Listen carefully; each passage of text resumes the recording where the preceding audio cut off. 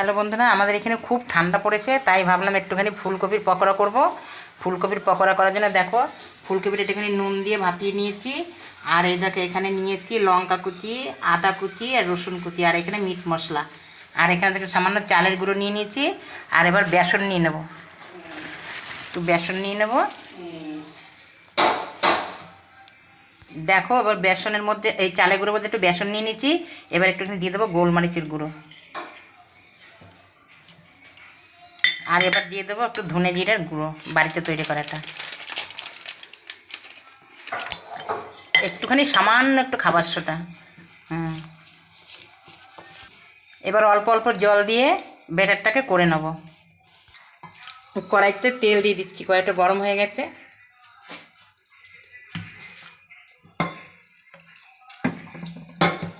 দিয়ে দেবো পরিমাণ মতন একটু নুন, দিয়ে দেবো সামান্য একটু হলুদ,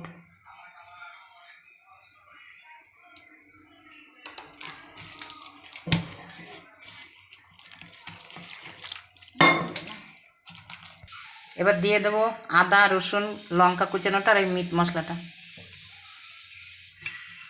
আর দেখো বন্ধুরা, এখানে নিয়ে নিয়েছি কটা ধনে পাতা, ককোয়া রসুন আর একটুখানি কাঁচা লঙ্কা দিয়ে দেবো ওর মধ্যে, দিয়ে চাটনিটা করে নেব। এই চাটনিটা দিয়ে তোমার পকোড়াটা খেতে হবে। দেখো বন্ধুরা, কপিগুলো আমি ওর মধ্যে দিয়ে দিচ্ছি, দিয়ে ওখান থেকে একটা একটা দুটো করে নিয়ে নিয়ে কড়াইতে দিয়ে দেবো।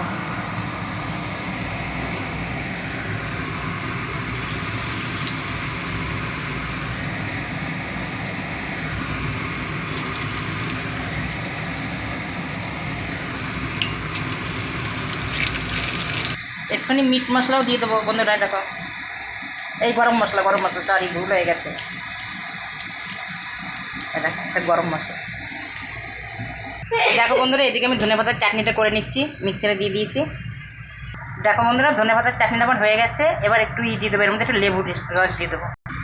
দেখো বন্ধুরা, পকোড়াটা হয়ে গেছে, তুলে দিচ্ছি। দেখো কত সুন্দর মনে হচ্ছে যেন আবার চিকেন পকোড়া হয়েছে। দেখো,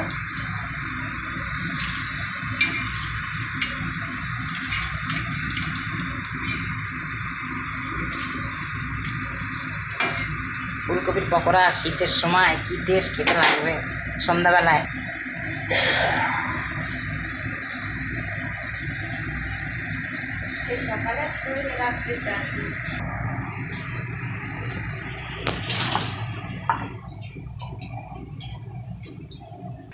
দেখো বন্ধুরা, পকোড়াগুলো আমার হয়ে গেছে। পকোড়াগুলো কেমন হয়েছে তোমরা সব কমেন্ট করে জানাবে। ফুলকপির পকোড়া।